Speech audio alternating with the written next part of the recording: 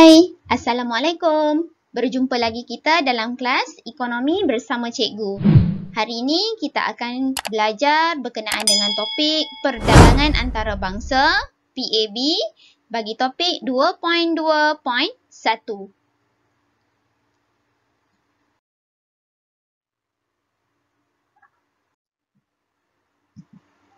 Baik, kita lihat apakah maksud perdagangan antarabangsa ataupun PAB. Okey, perdagangan antarabangsa merujuk kepada urusan jual beli barang dan perkhidmatan antara sesebuah negara dengan negara yang lain. Okey, merujuk kepada urusan jual beli barang dan juga perkhidmatan antara satu negara dengan negara yang lain. Okey, mari kita lihat bentuk-bentuk perdagangan antarabangsa. Okey, yang pertama adalah import, kemudian export dan juga entry port. Bermakna ada 3 bentuk perdagangan antarabangsa iaitu melalui import, export dan entry port. Baik, kita lihat dulu apakah yang dikatakan dengan import. Alright, import. Import adalah merujuk kepada membeli barang dan perkhidmatan dari negara lain. Okey, maksudnya Malaysia membeli barang daripada negara China. Itu kita panggil sebagai import. Okey, kita beli barang daripada negara luar.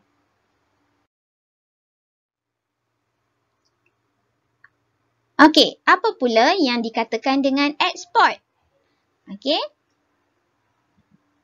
Ekspor adalah urusan menjual barang dan perkhidmatan ke negara lain. Bermakna kita punya barang kita jual dekat negara lain. Contoh Malaysia menjual minyak kelapa sawit ke negara Indonesia. Okey, itu contoh. Itu yang kita panggil ekspor.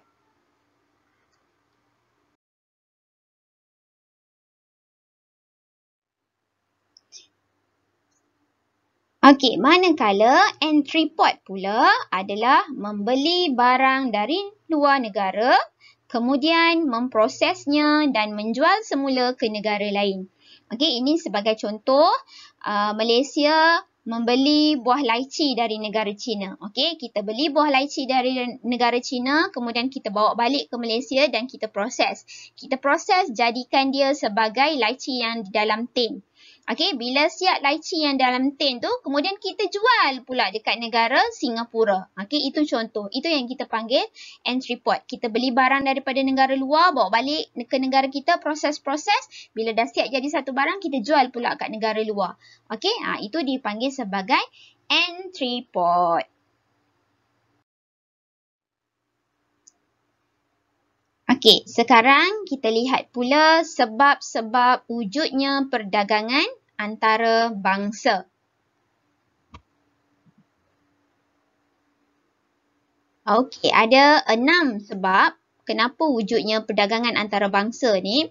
Sebab yang pertama adalah dari segi sumber alam semula jadi.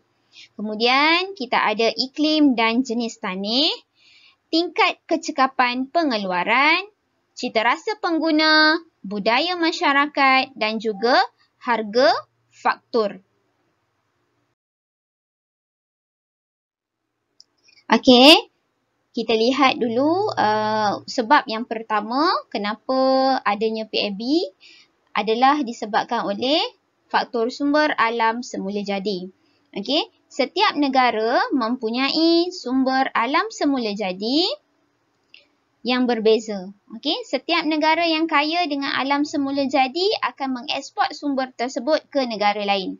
Okey, sebagai contoh, Malaysia kaya dengan hasil biji timah dulu kan. Jadi, bila kita banyak sumber alam semula jadi, kita pun menjual, kita eksport ke negara luar ataupun kita jual ke negara luar. Okey, contoh lain kita boleh ambil contoh negara Iraq yang kaya dengan sumber petroleum. Okey, so dia jual hasil petroleum dia tu ke negara lain. Okey, seterusnya adalah sebab iklim dan tanah. Okey, sebab iklim dan tanah yang menyebabkan berlakunya perdagangan antarabangsa. Okey, sebagaimana yang kita tahu, hasil pertanian dan juga hasil perhutanan adalah berbeza bagi setiap negara. Kerana apa? Kerana berlakunya perbezaan iklim dan tanahnya. Okey, iklim dan tanah adalah berbeza dari setiap negara. Okey, sebagai contoh, Malaysia mempunyai tanah gambut yang sesuai dengan tanaman kelapa sawit. Okey, tapi bagi negara lain yang contoh ada iklim, macam kita iklim khatulistiwa kan. Kalau contoh negara luar yang ada iklim Mediterranean, dia sesuai untuk tanaman seperti anggur, strawberry, okey, apple, buah-buahan citrus. Okey, jadi iklim dan tanah ni memainkan peranan jugalah kenapa berlakunya perdagangan antarabangsa. Baik, sebab yang seterusnya adalah dari segi tingkat kecekapan pengeluaran. Okey, sesebuah negara yang ada pengkhususan akan menyebabkan berlaku proses pengeluarannya lebih cekap. Okey, bila ada pengkhususan, proses pengeluaran akan lebih cekap. Jadi bila lebih cekap, sesebuah negara tersebut dapat mengeluarkan sesuatu barangan dengan kos yang rendah ataupun harga yang lebih murah lah daripada negara lain. So bila adanya kecekapan, kos pengeluaran akan jadi lebih murah. So ini akan menyebabkan ataupun mendorong kepada berlakunya ekonomi bidangan. Apa dia ekonomi bidangan? Ekonomi bidangan ni adalah proses pengeluaran secara besar-besaran ataupun pengeluaran skala besar. Okey, bila berlakunya proses pengeluaran secara besar-besaran menyebabkan negara tersebut dapat mengeksport barangnya ke luar negara. Okey, bila adanya pengkhususan, kos pengeluaran akan jadi lebih rendah. Maka akan berlakunya kecekapan. Bila berlaku kecekapan, menyebabkan apa? Wujud ekonomi bidangan. Okey, kemudian negara yang mempunyai pengkhususan yang paling tinggi, negara yang mempunyai pengkhususan yang paling tinggi akan mempunyai faedah berbanding. Apa tu faedah berbanding? Faedah berbanding ialah faedah yang dinikmati apabila sesebuah negara sanggup mengeluarkan barang pada harga yang lebih rendah berbanding dengan negara lain. Okey, itu maksud faedah berbanding. Maksudnya kalau dia dapat keluarkan harga yang lebih rendah, maka dia menikmati ataupun dia mempunyai faedah berbanding. Negara mana yang mempunyai faedah berbanding ni? Negara yang mempunyai pengkhususan yang paling tinggi. Okey, kalau negara tersebut mengkhusus kepada pengeluaran, contoh pengeluaran baju contohnya. Jadi dia memang ada pengkhususan kepada pengeluaran baju. Okey, bila dia terlalu tinggi pengkhususan ke atas pengeluaran baju, maka kita kata negara tersebut mempunyai faedah berbanding. Sebab apa kita kata dia ada faedah berbanding? Sebab negara tersebut mampu mengeluarkan barang pada harga yang lebih rendah. Apa contohnya? Contohnya macam Amerika Syarikat. Amerika Syarikat dia mengkhusus kepada pengeluaran apa? Pengeluaran kapal terbang. Okey, dia mengkhusus kepada pengeluaran kapal terbang. Jadi bila dia buat kapal terbang, kos pengeluaran tu lebih rendah kan sebab dia pengkhususan dia kepada kapal terbang. Jadi pengeluaran dia lebih cekap, kos pengeluaran akan berkurang. Bila kos pengeluaran berkurang, maka berlakunya ekonomi bidangan iaitu pengeluaran secara besar-besaran. So dia dapat eksport kapal terbang tadi ke negara luar. Okey.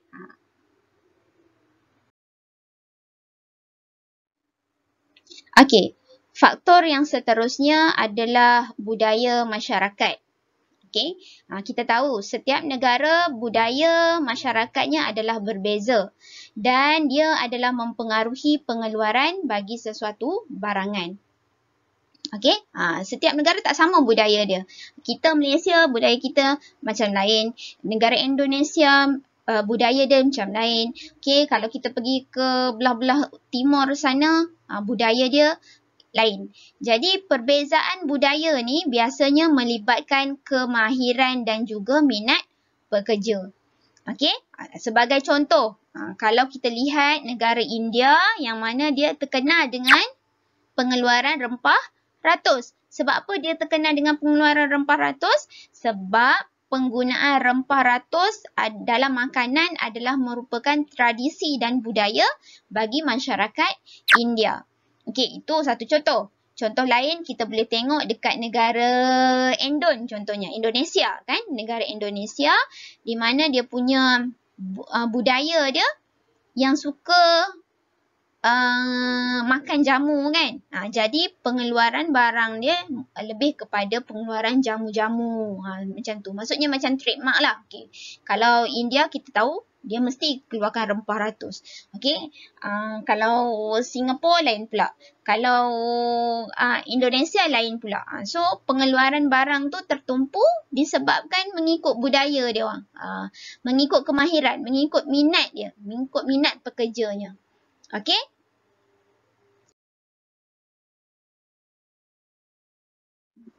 Kita lihat pula sebab seterusnya adalah dari segi harga faktor. Okey, apa tu harga faktor? Harga faktor ni adalah merupakan harga kepada faktor-faktor pengeluaran. Contohnya seperti upah buruh, bahan mentah, harga bahan mentah, upah buruh itu merupakan harga faktor. So, harga faktor ni dia akan mempengaruhi teknik pengeluaran yang digunakan. Okey. Bilangan buruh yang ramai akan menyebabkan upah akan jadi lebih murah. Bila upah jadi lebih murah, sesebuah negara tu dia akan lebih menggunakan penggunaan buruh. Maksudnya dia memilih teknik pengeluaran adalah berintensifkan buruh. Sebabnya? Sebab upah murah. Bila upah murah, kos pengeluaran akan jadi lebih rendah. Jadi dia akan guna lebih kepada berintensifkan buruh berbanding penggunaan modal. Mungkin modal teknologi lebih tinggi harganya kan. Jadinya dia akan guna yang lebih rendah. Meminimumkan kos tapi memaksimumkan keuntungan. Okey. Kemudian kalau contoh lain kita boleh tengok dari segi barang modal. Okey, kalau sesebuah negara tersebut barang modal dia lebih murah, okey, penggunaan barang modal lebih murah, maka negara tersebut akan lebih menggunakan modal. Maksudnya dia akan lebih menggunakan ataupun berintensifkan modal. Teknik pengeluaran dia memilih berintensifkan modal. Okey, sebabnya modal lebih murah berbanding dengan buruh. Okey, sebagai contoh kalau kita boleh lihat negara Jepun. Okey, negara Jepun dia punya harga barang modal dia adalah jauh lebih murah. Okey, dan juga penggunaan barang modalnya itu adalah lebih cekap. Jadinya negara tersebut lebih menggunakan teknik pengeluaran berintensifkan modal. Okey, untuk pengeluaran seperti jentera kereta kan. Jadi dia orang lebih menggunakan berintensifkan modal.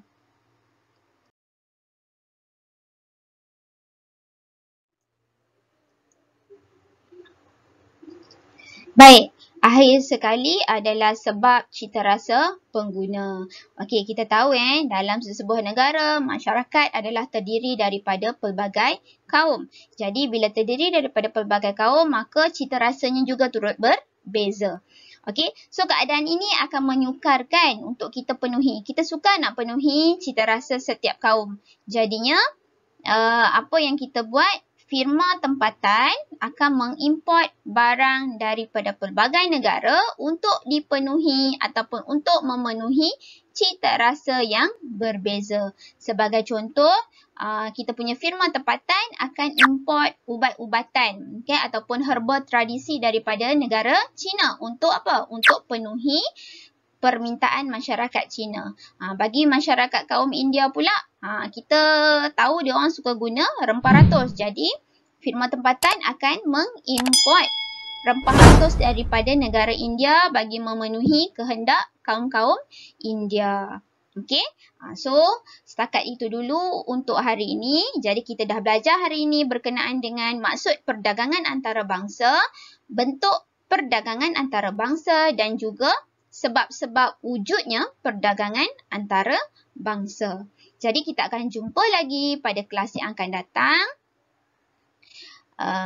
Semoga kelas pada hari ini, topik pada hari ini memberi manfaat kepada kamu.